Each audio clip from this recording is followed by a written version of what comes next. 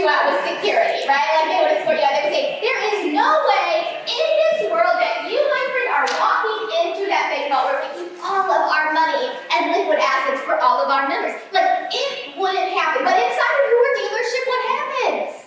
Technicians, come on in. The water's fine. Sure, pull your own cards. Let's make that happen. You say, oh, well, you're the sales manager, so your eye for detail, attention to detail here is fantastic. Come on back. No, literally no. Unless we have someone who is a general manager in our dealership or they work in the parts department, there is no reason in the world that they should come back into the parts department.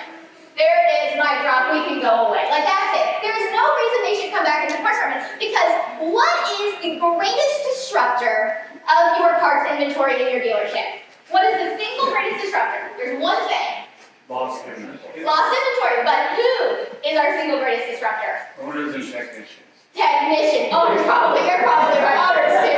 You're like, you know what? Sure, your neighbor Jim from down the road, here's a part, it's on me. Okay, well, that's a different conversation we need to have. But like, what I see is the single greatest disruptor of parts inventory in any given situation is technician, which brings me into the second thing that we have to guard when we think about the parts department as a bank vault, and something that would never happen inside of your local bank, but happens every single day inside of your dealership, and that says you lose inventory. Could you imagine, with me for just a second, that inside of your parts department, you were walked into your local bank, and let's say that you had $10,000 stowed safely away in this bank vault. Congratulations, you're doing great. But you walked in and you talked to the bank manager, you said, hey, I'm here to get some money out of the bank. I'm gonna just get it out of the bank vault. I have this safety deposit box there. Fantastic. You sign all the documents, you give them a sample of blood and your firstborn child, they get in there for you, open up the bank vault, and they say, oh man, hey, this just happens sometimes, and we got some bad news. I know you had $10,000 in it, but we lost $5,000 of it. Like, that's not such a big deal, is it? What? That's not such a big deal. What are you talking about? That's a huge deal. That was $5,000 of my hard-earned money. Like, what do you mean that's not a big deal?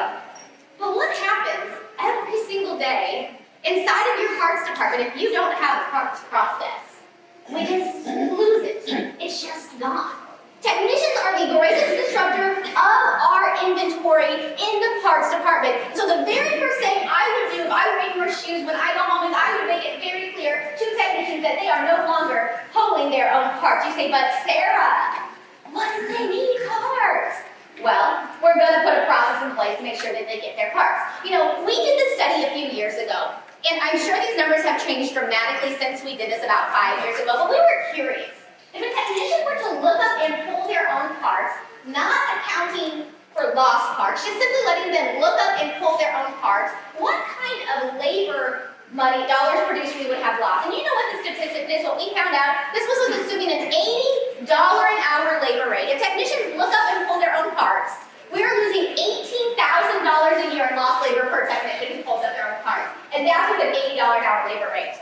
Now, if that's not enough to make you sick and say, don't touch parts technicians, I don't know what is. And that's just simply because they're losing that labor. So number two is we lose inventory in our parts department. We go, oh, what a travesty, it just happens sometimes. No, my friends, it doesn't just happen. We've got to have a process in place for that. Finally, the third thing that happens all the time inside of your parts department, but never happens in a bank, is that you don't make it sticky or hard to leave your parts department. Now, I have 3 young kids, so the word sticky has a very different meaning to me than what I'm trying to apply it at, okay? You know, if you have kids too, you know what I'm talking about. You're like, what in God's name is on you right now, and how did you get so sticky? Like, you need to be washed off with the hose. Y'all go through the childhood trauma of being washed off with the hose before your mom let you back in the house? Okay, me too. That's not what I'm talking about with this kind of sticky. But what I'm saying is that when you think about leaving your bank and trying to go to a new bank and starting an account somewhere else, how painful does that bank make it for you to leave? How many of you have ever tried to leave your bank and go to a new bank? Would you rather get a root canal than go do that again? Like, think about that. You've got your mortgage, you've got your accounts, you've got your savings, you've got loans, whatever it is. All of these things are so interconnected, and for you to leave that bank and go somewhere else, they make it like the worst case scenario. They don't make it easy for you. So you finally go, you know what? I'm just going to stick around. cruel and unusual punishment yet. Again, I am not interested in that. Now, I'm not saying we want to make working with your parts department cruel and unusual punishment. That's not what I'm saying at all. But what I am saying is that we've got to make ourselves so sticky in the parts department that they have the ability that they say, you know what, I don't want to go anywhere else. Because they take care of me here. They've got me set up for success here. I'm ingrained in so many different things that they're doing here that for me to go anywhere else is the biggest mistake I would make. The banks have this figured out. They realize if you have 7 accounts at a bank, okay, 7. So that could be number of checking accounts, savings accounts, maybe an auto loan, mortgage, whatever it is. Maybe your business account is at the same bank your personal accounts are. 7 accounts. The likelihood of you leaving and going somewhere else is less than 2%. Less than 2%. Because they know once you hit that number of 7, it's just too much work to go anywhere else. So I want us to start thinking about our parts department as this bank vault. And during the session today, we are going to simply go through 10 things that I want you to rate your parts department on. I am not going to ask you to share this with me or anyone else during the session, so I want you to be completely honest with yourself. But we're going to go through each of these things, one being, we are a dumpster fire, this needs addressed immediately, and 5 being, if there was a gold star to give out, I would get it. Okay, so that's how we're going to rate ourselves on this. 1 being, I'm a dumpster fire, and number 5 being, man, we are killing it over here. So we're going to go through 10 things that we need to be thinking about and actually looking at in regards to our parts department specifically. The first thing I want you to rate yourself on is this question. Is our parts inventory accurate? Okay, that's what I want you to ask the question. Is our parts inventory accurate? How important it is that our parts inventory is accurate? How important is that? Very important. And what did we say is the biggest disruptor of parts inventory? Technicians. And so when we think about the parts inventory, I want to ask you today, is your parts inventory accurate? How many of you would say, I have a pretty good feeling that my parts inventory is mostly accurate today? All right, a few hands. All right, how many of you say, Sarah, I have no idea in the world if my parts inventory is accurate and it could be a dumpster fire. All right, I appreciate the honesty. All right, so there we are. We are in this place where we've got to address, is our parts inventory accurate? And we're working with a group of about 300 parts managers about a year ago, and we were on a Zoom meeting because this was in the midst of COVID. Do you remember back in the time where we all had to have all of our meetings on Zoom? Less that time, less the technology, but I'm so thankful we're away from that. I was talking about 300 different parts managers over the course of a few months, and we were talking about parts inventory accuracy, which, again, what a topic to get our hearts racing, like, let's go. And there was this lady on here, she was second generation in her family business. Her dad had 3 locations, they sold compact tractors and big ag, okay? They just opened up this 3rd location, and she had come on in the last year or so of the business. And as we were having conversations around parts inventory, she said, Sarah, you won't believe what happened. And I said, oh heavens. I don't ever love it when somebody says that you won't believe what happened, because normally that's not a good sign before it starts, right? Like, okay, great, we can't wait. It's normally not like, listen, our parts inventory is perfect and we are really killing it. That's not normally what comes right after they say that. You won't believe what happens. They said, my dad just opened up this new location. We were in the midst of so much change that we hadn't had a chance to slow down and do our parts inventory. And so we stopped, we shut everything down, did the parts inventory, and it turned out, Sarah, we were $300,000 off on our parts. And I'm sure my face said it before my mouth did. Anybody else have your face say it before your mouth does? Yeah, that's one of my many fatal flaws. Okay, so my face said it before my mouth did, and I said, oh wow, so what did we learn from that? And she goes, well, he wasn't very happy. And I bet he wasn't. She said, well, we just got so busy with the day-to-day of the business, with this growth trajectory, with this move, this new location, that we just lost sight of our inventory. And my friends, was that $300,000 of parts they lost gross profit or net profit that Daddy Dearest lost? Net profit.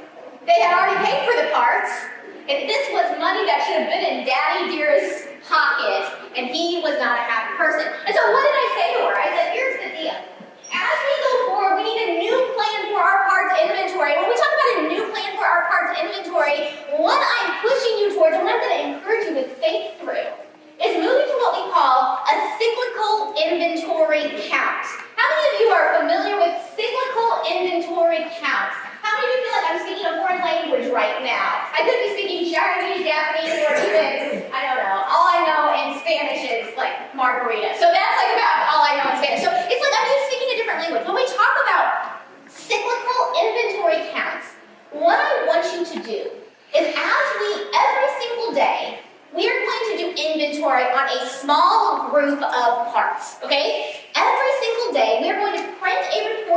our business management software, if we have one, that tells us what parts we need to look at, and we're going to look at those very specific parts every single day. How many of you in here are running a business management software in your dealership? Okay. If your hand is not up, I would just encourage you to go look at some of the software that is out there. I know there are a few here today. I know Lizzie's out there. I know Constellation is out there. And there's a few others out there that we recommend as well. So if you have questions on that, let's talk afterwards. But all of those have the ability to generate what we call the cyclical inventory report, where it pulls a list so that over the course of a year, you inventory your parts every single day. And so at the end of the year, we have a full inventory. You go, but Sarah, why don't we just do inventory once a year? Would that be easier? Okay, that sounds horrible. How many of you inventory your parts once a year? You either shut down the parts department, you do it overnight, whatever that looks like, once a year. All right, be honest with me. Does anybody actually enjoy that? No. How many of you would rather spend an extra week with your mother-in-law than do that? Like, okay, yeah, me too. That sounds horrible. I mean, we're not going to get into in-laws dynamics, but I'm just saying, like, let's go. All right, so when we're thinking about our parts inventory accuracy, we need to move towards cyclical counts, and I want you to rate yourself on a scale of 1, saying, we are a dumpster fire, I have no idea what parts we have, to a 5 of saying, Sarah, I feel like if somebody were to call into my dealership today, and they were to say, hey, I'm 60 miles away, and I need this part, you could look in your business management system, see that you have one in there, and you would say, come on in, without touching the part yourself. That is a 5, okay? That is a 5. How many of you could say, if somebody called and said, I'm 60 miles away, in your business management system, it says there's one part in stock, that you would say, come on in, we got the part. Nobody. Okay, so that's what we're moving towards. That's what we're doing. How many of you, is that in your business management software that you had 2 in stock, you would bring them in? Okay, there's a few, but even in that situation, your inventory could be up to 50% off. Thank you, Siri, you're creepy. All right, so that's the first thing I want you to rate yourself on.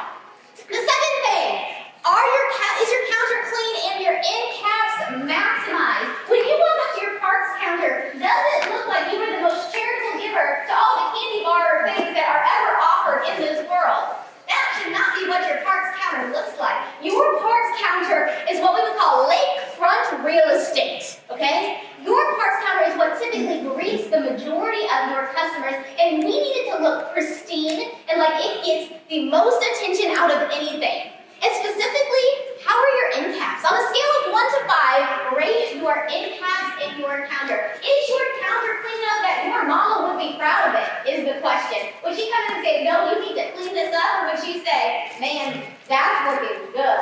All right? So that's the next question I want you to think about. When we think about end caps specifically, whether it's right underneath your parts counter or it's right in the midst of your showroom, your end caps are the most valuable real estate that you have in your dealership. Right? How many of you have ever actually thought about the placement of end caps and what has gone on it in the past? All right, I want you to start processing this just a little bit. When you walk into Home Depot, Lowe's, Target, Walmart, wherever you do your shopping, what do they always have on the end caps close to the register? What do they have? They've got impulse items, right? Close to the register. What do you say? Candy, food, and chips. Listen, I have never had a Diet Coke I didn't like. And every time I walk through one of those stores, do you want to know what I buy for double what I should probably pay for it? A Diet Coke. Do you think Target, Lowe's, Home Depot, Walmart, all of those stores know what's going to happen when Sarah walks through there? Oh, yes, they do. They have more data on us and know our buying strategies better than just about anyone. It's a little bit big brother, a little bit cruel, but really, really creepy. And so when we look at this, we got to think about this in terms of how do Walmart, Home Depot, Lowe's, Target, and all of these other places make decisions on what goes on their end cap. If they had something on there that wasn't actually producing sales, do you think they would keep it on the end cap? Heck no, they would move that off real quickly, wouldn't they? They would say, we need to put something on here that actually is generating us profit. You know, we've done the math on this too, and we know that for every square foot of end cap space, that end cap needs to be generating about $350 per square foot. Walmart has that number to about $1,100 a square foot. So if you walk into a Walmart store and that per square foot is not generating $1,100, something will be changing in that display very, very quickly. We need to start thinking about this in terms of what this looks like inside of our dealership and our parts department. $350 $250 a square foot is how we can see, well, that's great, Sarah, but how in the world do we actually track that? How do we do that? Inside again of your business management system, when we do our inventory, we have the ability to have additional parts bin locations. Are you guys aware of this? So in there, we're going to make parts bin locations on our end caps, so that we can see the kind of revenue that's being generated on every single end cap for every single item that's in our parts department, on our end caps, and in our showroom. Because then we can make educated decisions as owners and managers about what gets the valuable square footage on it. Okay, so rate yourself on a scale of 1 to 5. Where are you at with that? The next question I want you to rate yourself on is, are you staffed appropriately? Are you staffed appropriately in your parts department? So I'm going to give you some numbers. And with these numbers, I want you to do some math. And again, you can pull out your phone. That's not going to offend me. Okay? I'm going to pull out your phone, but we're going to do some math to see where you are, if you're staffed, overstaffed, understaffed, or staffed, just a little bit of right. Like we're doing 3 little bears up in here. Okay, that's what we're doing. Where are you at in regards to your staffing? How many of you only sell outdoor power equipment? That's all that you sell, just outdoor power equipment. Okay, if we're selling only outdoor power equipment, I would expect 1 full-time parts person, so they do nothing else other than sell parts. Okay, this could be the parts manager who's also doing the orders as well, but they're a full-time parts person behind the counter, should be generating between $350,000 and $450,000 worth of parts a year. Okay, 1 parts person can do $350,000 to $450,000 parts every single year, and that includes from the service department as well. Okay? That's what we're talking about for outdoor power equipment. How many of you have compact tractors as a part of your makeup? Let me see your hands. Alright, compact tractors. If you're in a place with compact tractors, I would expect 1 parts person to do between $450,000 and $550,000 a year of parts. Trailers. Who's in trailers here as well? Trailers would be in that $450,000 to $550,000 as well. Is there anybody in big ag in the room? Let me see your hand. Okay, so you're going to be between that $650,000 and $750,000 number. And is there anybody in construction at all? Alright, okay, so we're going to be in that $750,000 to probably $850,000 number. And so that includes over-the-counter walk-in customer parts, as well as the parts that we're sending back to the service department. So I want you to look at those numbers for just a second. And quick show of hands, how many of you feel like, based on those numbers and what you've done for part sales, you are overstaffed right now? Does anybody feel like you are overstaffed? Okay, a few hands. How many of you feel like you're staffed just about right? Anybody feel like you're staffed just about right? All right, that's a good place to be. Anybody say, okay, Sarah, based on those numbers, I am understaffed right now. All right, most of you. Okay, most of you are in that spot. Here's the deal. And then as I was doing all of this parts manager training over the course of about that year when we were in the midst of the COVID situation, I asked this question, and this parts manager typed up and he said, Sarah, I'm the best parts manager you have ever seen. I sell compact tractors, and alone, I am doing $2 million worth of part sales for compact tractors. And I say, wow, aren't you special, snowflake? Okay, that's not what I said, but between friends, okay, that's what I said in my head. I said, aren't you special? That's pretty incredible. And I said, wow, that must take a lot of work. He goes, yeah, Sarah, I'm working 60+ hours a week. It's a lot of work. And I said, so, how close are you to burnout? His face dropped. His face dropped. And he said, Sarah, I think about quitting every single day because I'm not sure how much longer I can do this. And after we had this conversation, I said, this is why these numbers matter. Sure, you may have a dealership where you have really qualified parts people who are able to achieve over those numbers for you just a little bit, and that's fantastic. That's fantastic. But when we start pushing these numbers based on what we're selling, they need to be at least a yellow thing blinking for us saying, proceed with caution. Let's start looking for somebody else to support our parts people so that they can do what they do really, really well. The moment that we overlook this and we put them on a trajectory to burnout, how hard would it be to replace a parts manager who's doing $2 million of compact tractor parts every single year? How hard would that be to replace? Holy smokes, I wouldn't want to do that. If I can bring somebody in to support that person, that's the trajectory I want to go. Now, we typically bring a person into our parts department that we call the parts support specialist. How many of you have heard of parts support specialist before? All right, our parts support specialist is a support person for the parts department who has one main overarching job. Their number one job, and they typically are a mom with kids in school, is who we find to be this position. We let them come in around 10 o'clock every day, and they leave by 2 o'clock or 3 o'clock. So a part-time person, as long as you have less than 7 technicians, okay? We'll dive into more than 7 technicians in just a second. But if you have less than 7 technicians, we can have this person be a part-time person for us. And their number one responsibility every single day is to put away the stocking order. That's their number one responsibility every single day, is to put away the stocking order of parts that we get in. You know what I'm talking about. We get this order in, it's sitting on the floor, we're like doing the weird stocking order dance, like, I don't see it, because if I see it, I have to put it away.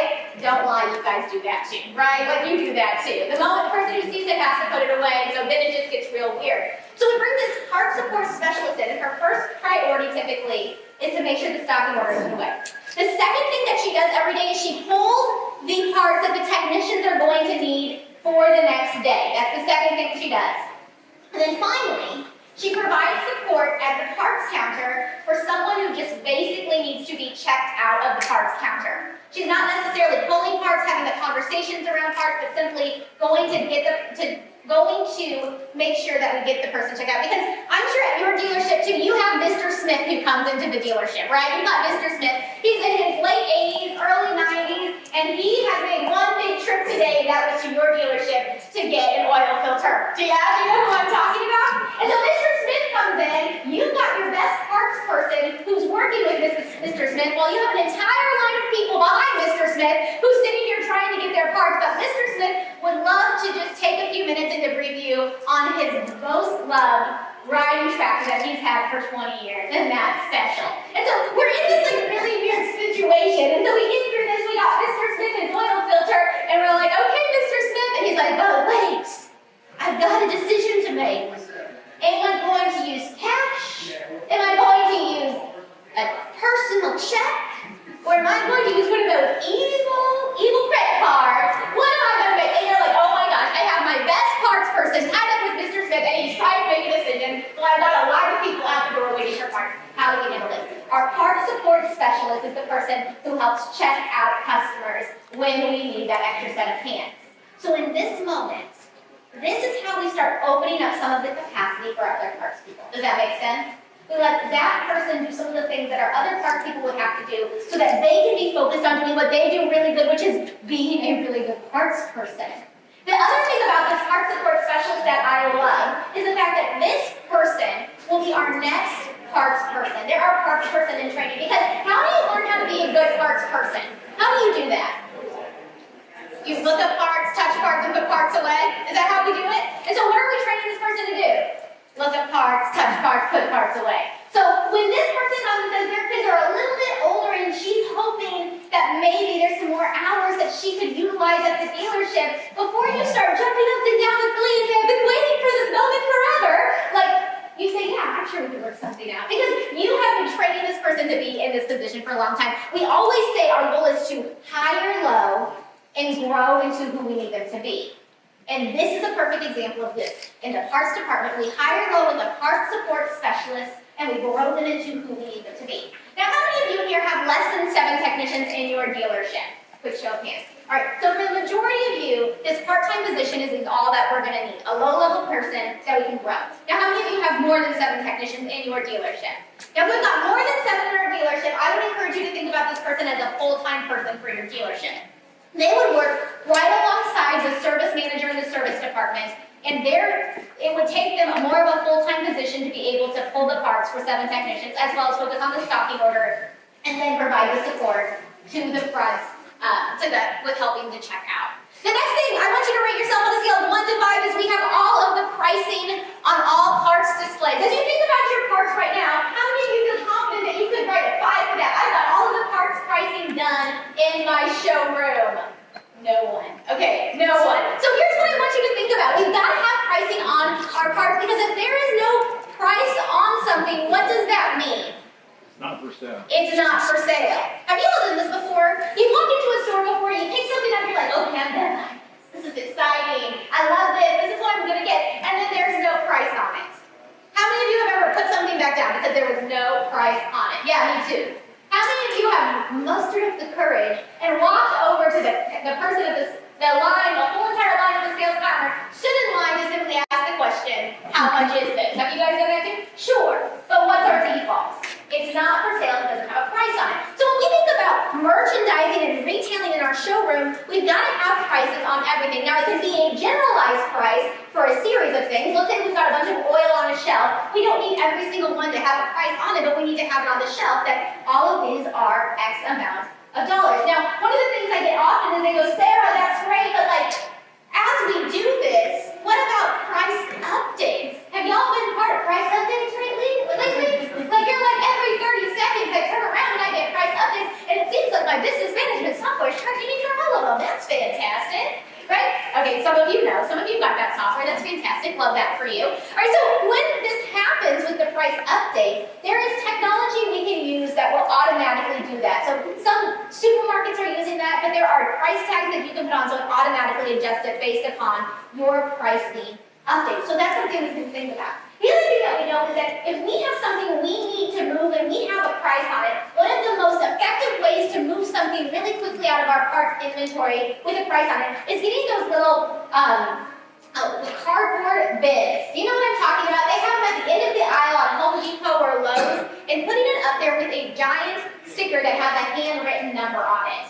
In people's brains, what happens with those things in those bins with those prices on them? It says that this is the end of the road, and if you want to grab this, you better grab it now. And what retailing has found in hardware stores and other stores like that is that if we have that on there, the percentage of people who will buy it out of that little cardboard bin is so much higher because they think it's the last thing, but it all has to do with it being priced on there. So rate yourself on a scale of 1 to 5.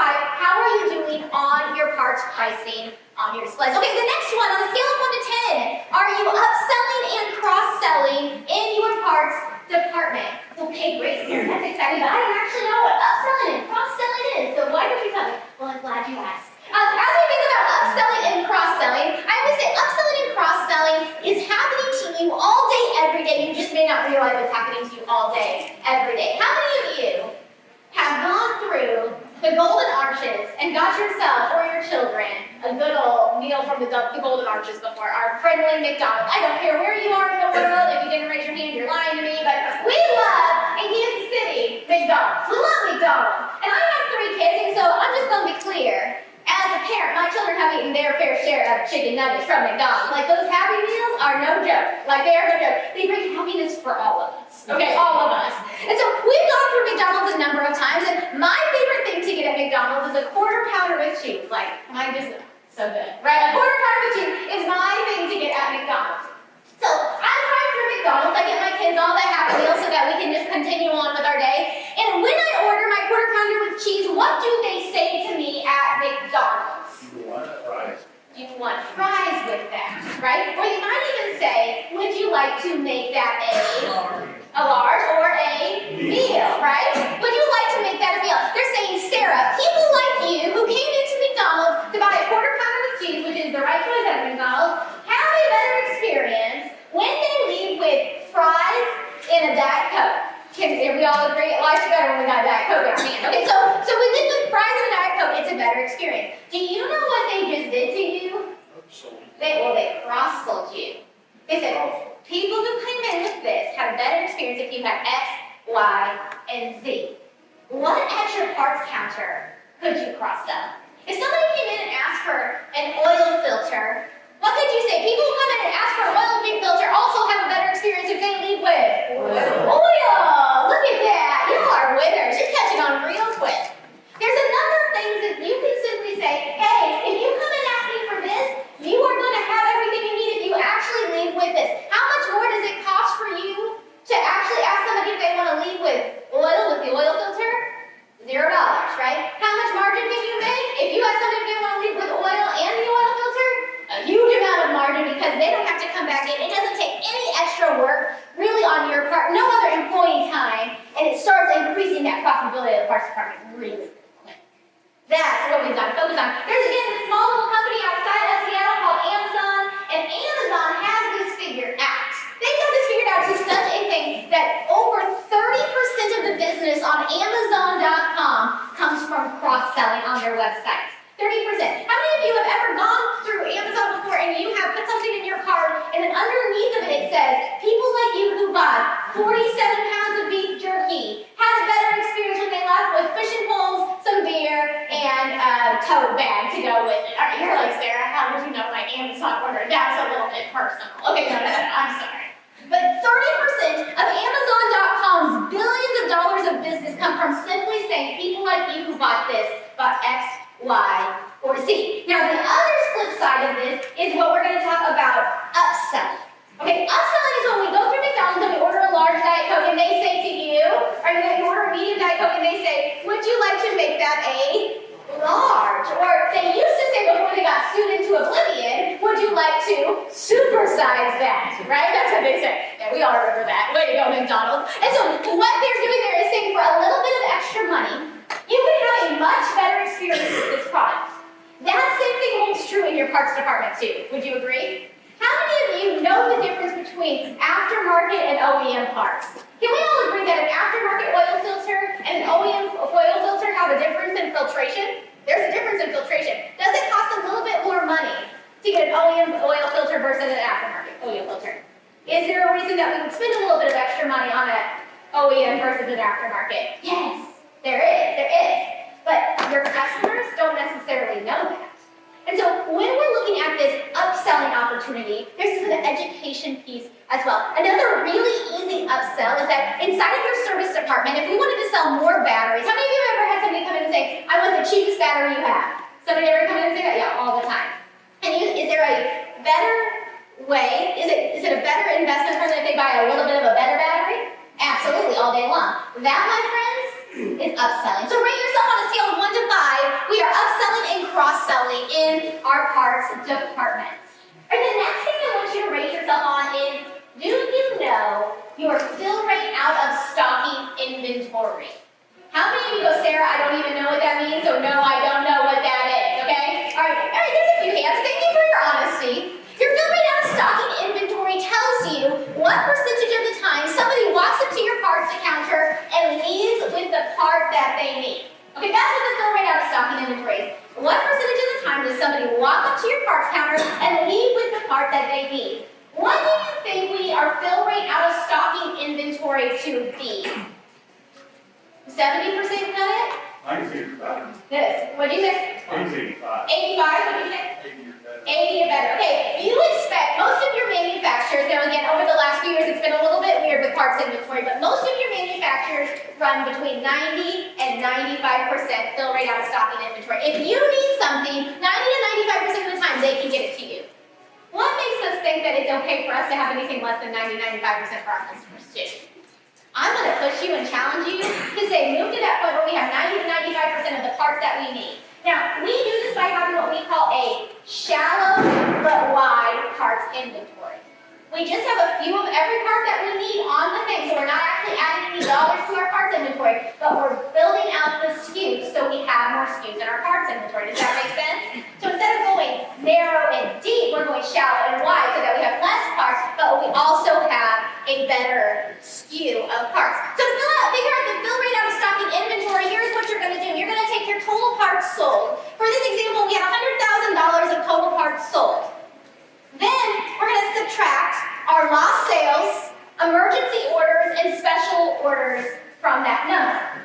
Now here's the tricky part about fill rate out of stocking inventory. There is a number that not many of you are keeping track of, and that is your lost sales. Just a quick show of hands. How many of you actually do keep track of your lost sales? Okay, there's 3 hands, 4 hands. Love that. Okay, I love that. But that's going to be such a pivotal number that we have to know if we want to run a parts department well. How many of you make decisions on what you're going to bring into your parts inventory based on demands? If you get 3 demands over the course of 90 days, you bring that sucker in and you say, well, this is a new stocking part.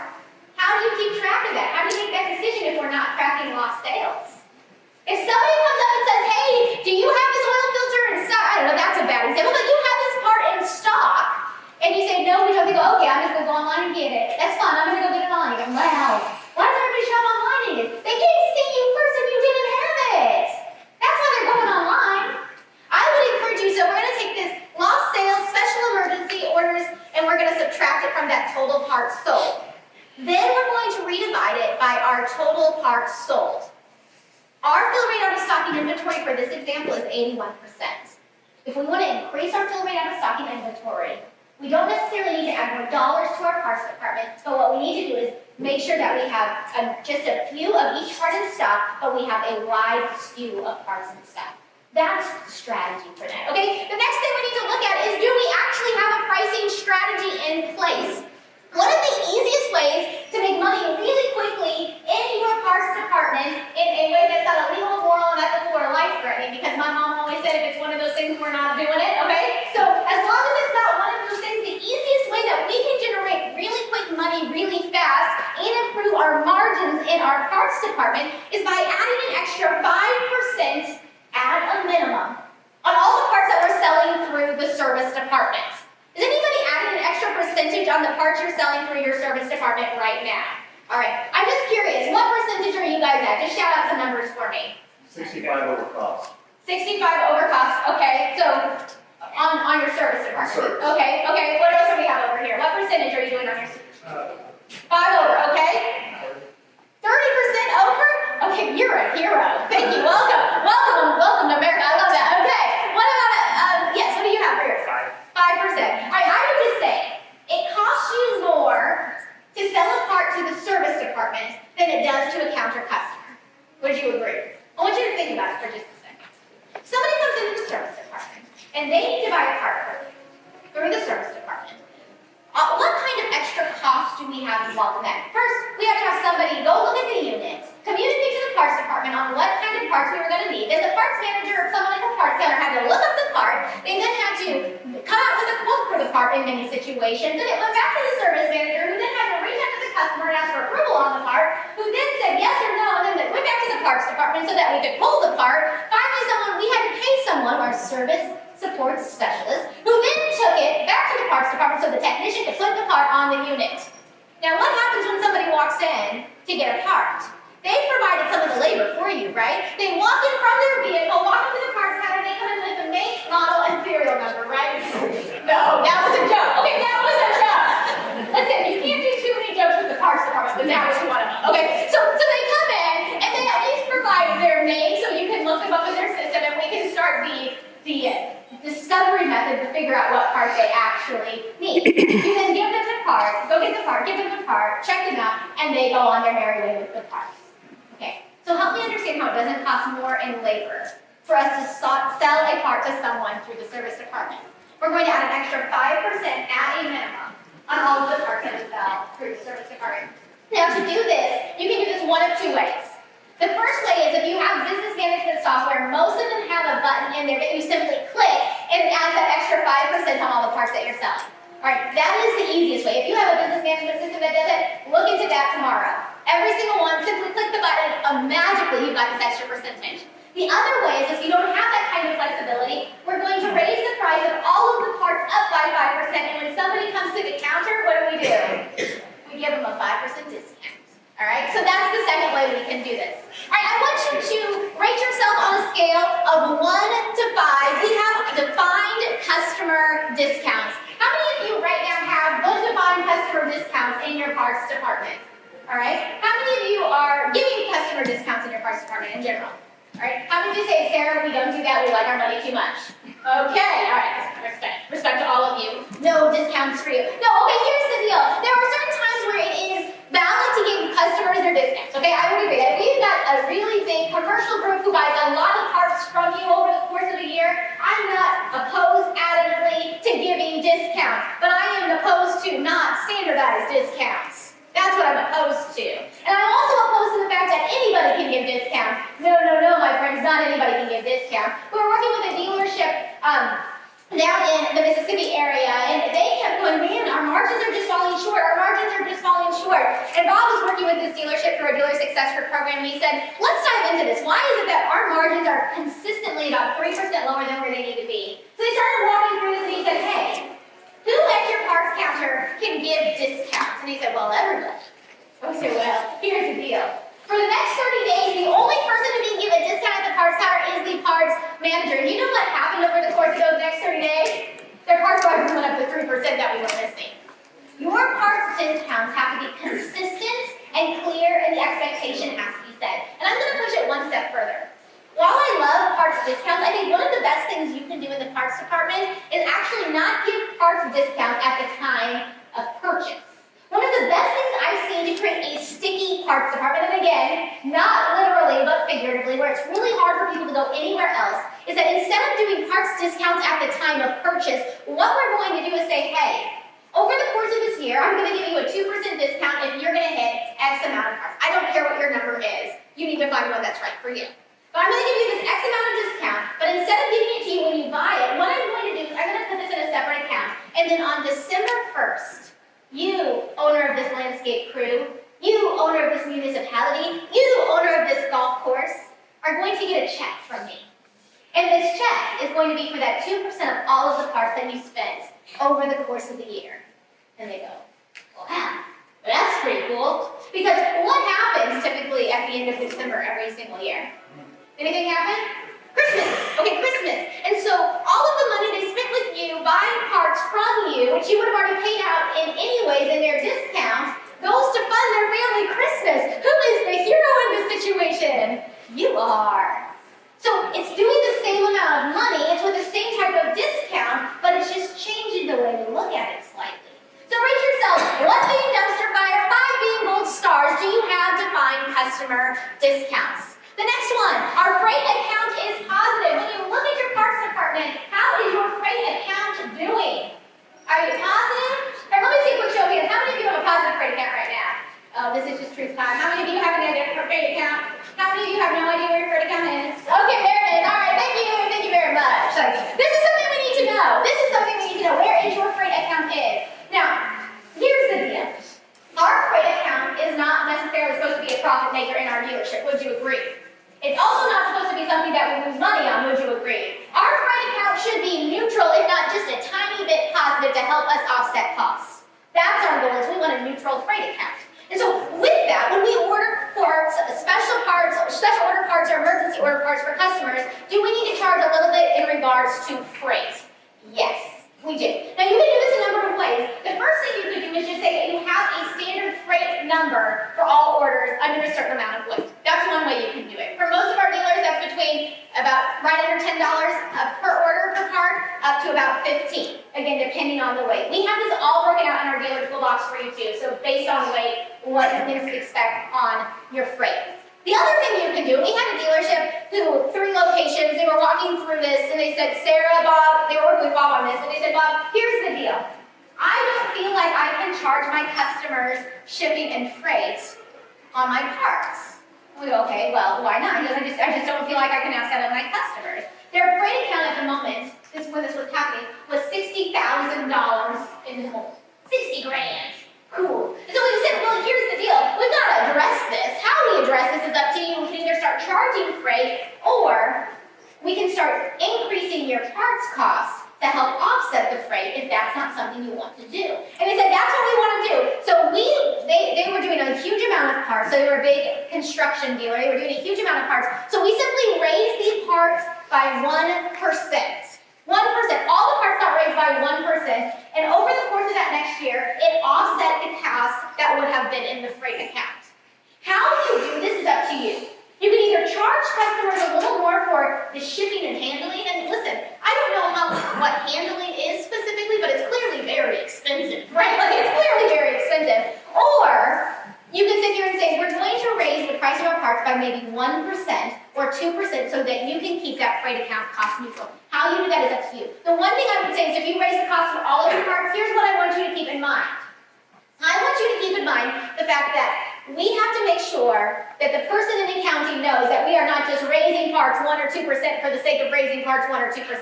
That money needs to be offset into a separate account to keep the freight account neutral. Are we all on the same page here? All right, so rate yourself on a scale of 1 to 10. Where is your freight account at? Finally, we have a plan to burn down our parts inventory. Now, when we start talking about burning down parts inventory, I typically get this look of confusion from most people, and they say, you want me to do what to my parts inventory? No, that's not what we're talking about here, friends, okay? I'm not saying go burn your parts inventory to the ground. That's not what we're looking at. What I'm saying is we need to be strategic in regards to how we are doing our inventory and when we have the peak of our inventory. In our equipment specifically, by the time we hit July, we need to have a strategy in place that we start burning down our parts inventory to about 30% of what we need at peak season. Okay? So by the time we get to about this time of year, when we get into August, September, October, I only want to have 30% of the inventory I had at peak season. Why is it that I would only want to have 30% of the inventory I had at peak season when I start hitting the slower months of the year? Why is that? Don't want to carry that money through the slow time. You don't want to carry that money through the slow time. And what's going to happen when you start going to your national dealer meetings and your reps start coming out and asking you to do parts? Are they going to give you some pretty good deals on parts if you have some liquid cash available? Oh yeah. Oh yeah, they will. And even better, if you're going to put the parts on their terms and you can just have the parts on their money, let's go. Now we're in business. But here's the deal. So often, I see dealerships not have any change to their actual strategy of what they have in stock at any given stand. And then we get into the slower time of the year and like, man, we're crunched for cash. Like, this is tight. And I've never seen a parts person or anyone inside the dealership say, hey, I'm going to take parts in lieu of my paycheck this month. Like, have you guys had that happen inside of your dealership ever? No. And so if we can turn some of our parts into cash, that's the direction we need to go when we start doing that. So typically in July, we come up with a strategy to start burning down our parts to about 30% of where it needs to be. So by the time we hit August, September, we have 30% of what we would actually need. And here's the cool thing. For most of you with your manufacturers, and again, this hasn't always been true for the last 2 years, but it's constantly changing. I think we're going back to it. Most of your manufacturers, if you really needed a part, how quickly could they get it to you with the last 2 years out of the picture? Within 24 to 48 hours if you really needed it, right? So let's start making this move away from having these parts on hand and start focusing on what we can do with this extra cash. Here's the thing. What we just walked through over the last hour together is where I would start if I were you and I was a parts manager. I would look at each one of those things that you just rated about your parts department and find the one that is the greatest dumpster fire for your dealership. Everybody's going to have something that's a little bit different, but start there. Start with that. Then find the one that needs the next most work and the next most work, and that we can have this impact and this growth that happens in the parts department. About 2 weeks ago, I did something that I had been working on for years. My friends from college emailed me, texted me, they didn't email me, they texted me and they said, Sarah, I know that most people in college with their girlfriends from college go on beach trips, but we have a different idea. Let's run the Chicago Marathon together. That's what they said. And I said, whoa. That's really great. I love that. I love that idea. But shouldn't we be sitting on the beach drinking margaritas and having a good time? You want us to go run 26.2 miles? That sounds like a terrible idea. But they said, no, this is what we're going to do, Sarah. And I, in a true team player mentality, said, let's go. Let's go. We're going to do this. And so 2 weeks ago, I ran and completed the Chicago Marathon. And it was an incredible experience. But one of the things that happened in the midst of the Chicago Marathon is I realized that I was a really lazy fit person. Okay, I was a really lazy fit person. For many years, if I was running, you should have been chasing me too, because something was going dramatically wrong in my life. Anybody there as a runner? If you're running, you're like, Sarah, if I'm running, you should be running too, because things are going really negative, really fast. And so that's where I was for a number of years. And so something got switched and I decided to do this. And I realized that in the midst of this, I was doing the minimum I could to be able to complete this silly race that we were getting ready to do. So we were getting ready for race day, and one of my friends said, Sarah, when you run the Chicago Marathon, there is this blue line that goes through the course, and if you follow this blue line, it is the shortest way to get your 26.2 miles done. And I said, count me in. Okay, count me in. I'm not here to be overachiever and run more than 26.2 miles. If you go outside of the blue line, over the course of the 26.2 miles, you will run up to 2 extra miles during this race, and I was not into any of that. Like I told you, I was a really lazy fit person. So I said, all I'm going to do is focus on the blue line. It is the quickest way for me to get from here to where I'm trying to go, and that's what I'm interested in. What I just did for you today for the parks department is your blue line. Like that is your blue line. If you follow what I just laid out for you today, this is the quickest way you can move towards success and profitability in your parts department. But here's the deal. Some of you are going to still say, like, Sarah, we're going to deviate on this a little bit. Like, I know you said this works for 7,000 other dealerships, but we're special. Okay, I love that for you. I really do. And maybe there's some complexities about your dealership, I don't know, and you need to change things. But what I've laid out for you is the quickest way towards success for your parks department. Now, it's up to you if you take it or not. I can't make you follow the line. Maybe you want to do the extra mile because you just feel like that's a good time for you. Good for you. Bless your heart, but that's not me. So come up with your strategy and make sure that you don't overcomplicate your route to success with your parks department. Pick the shortest route and stay the route because that's where you need to go. All right, on that note, y'all have been so wonderful. Thank you so much. Have a great rest of your trip.